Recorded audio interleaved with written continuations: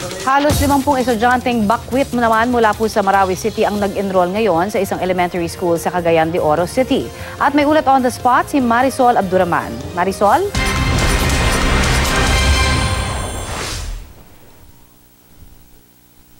Connie, hindi ka naging hadlang sa mga evacuees yung kung tawagin nga ay mga bakwit mula sa Marawi City ang kanilang sitwasyon para makapag-aral ngayong pasukan.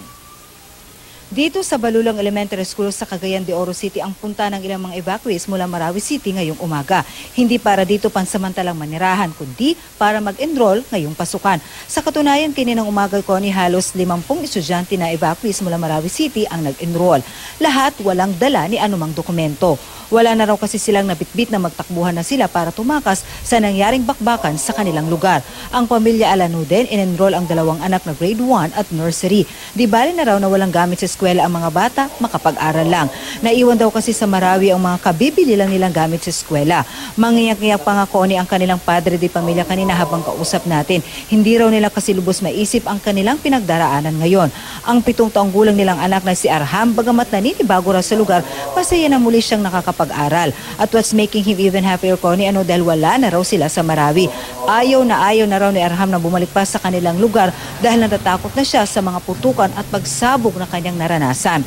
Si Almayra Benito naman, bagamat okay na raw ang kanilang kalagayan na mag-iina dito sa Cagayan de Oro City, hindi pa rin daw niya talaga maiwasan ang labis sa pag-aalala sa mga magulang na hanggang ngayon daw ay nananatili pa rin daw doon sa Mindanao State University.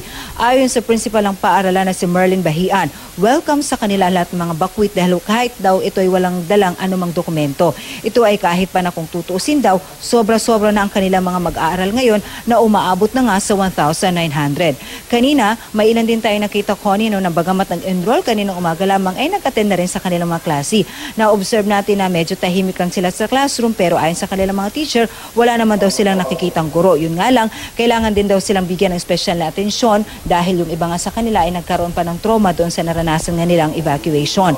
At dito rin mga mismo sa ating kinaroroonan ngayon, Connie, ay nandito tayo sa isang community kung saan nga wala kasing nangyaring evacuation actually, Connie, sa mga evacuees, kundi napunta sila tulad halimbawa dito sa community kung saan tayo naroon, pansamantala muna silang kinupkop ng kanilang mga kamag-anak para dito pansamantalang manuluyan. Ang nagiging problema naman, Connie, dahil nasa 13 days na rin silang naninirahan dito, problema ngayon ang kanilang pagkain. Kaya lahat sa kanila ang talagang panawagan nila ay sana nga matapos na ang gulo doon sa Marawi City, ang tanging kagustuhan lamang nila ay makabalik doon sa kanilang tahanan para muling makapaghanap buhay para kahit papano, hindi naman daw sila maging pabigat sa kanilang mga kaanak kung saan sila nanunuluyan ngayon. Ang problema kasi, Connie, umaasa na lamang sila sa kanilang mga kinakain araw-araw, sa bigay ng kanilang mga kamag-anak at doon sa mga nagbibigay sa kanila. Kabilang na nga rin ang ang GMA Kapuso Foundation, na isa sa mga naunang nagbigay nga ng tulong. Samantala, Connie, pakinggan lang natin ang panayam natin kanina sa isang 7-year-old na evacuee na ngayon ay nag-aaral na dito sa Cagayan de Oro City. Masaya ka ba? Ba't ka masaya? Ayaw kami na sa Marawi. Ay, ayaw mo na sa Marawi. Bakit? May gulo. May buma.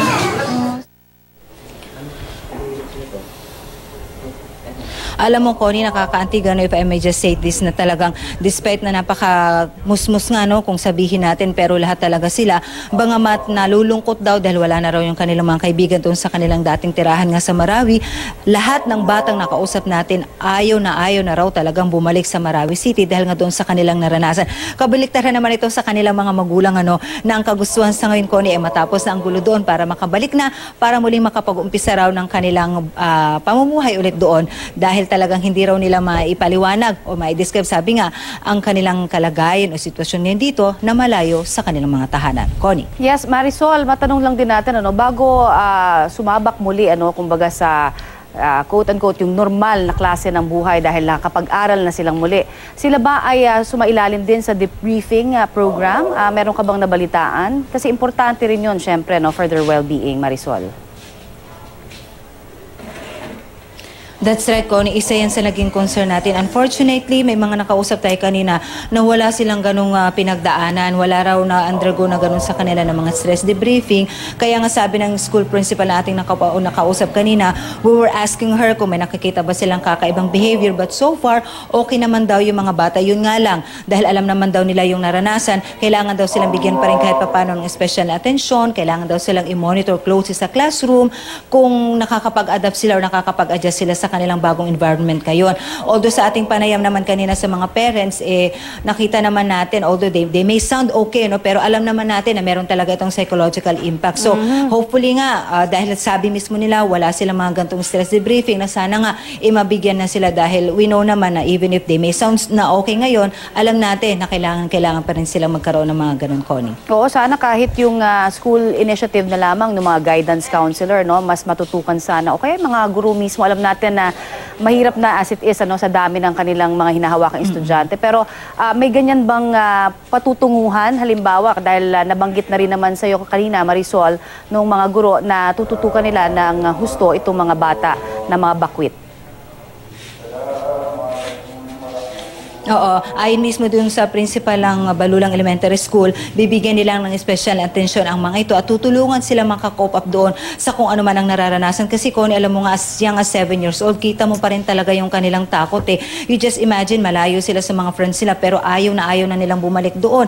Namimiss daw nilang kanilang mga kaibigan pero mas gugustuhin na lamang daw nilang nandito na lang daw sa mas peaceful na lugar kung ikukumpara. So talagang kita mo na kahit paano meron talagang impact sa kanila. So sabi ng pamunan ng eskwelahan, bibigyan sila ng special attention at aalalayan sila para makapag-adjust sila at unti-unti magiging normal na ulit ang kanilang pamumuhay, Connie. Maraming salamat sa iyong update sa amin, Marisol Abduraman.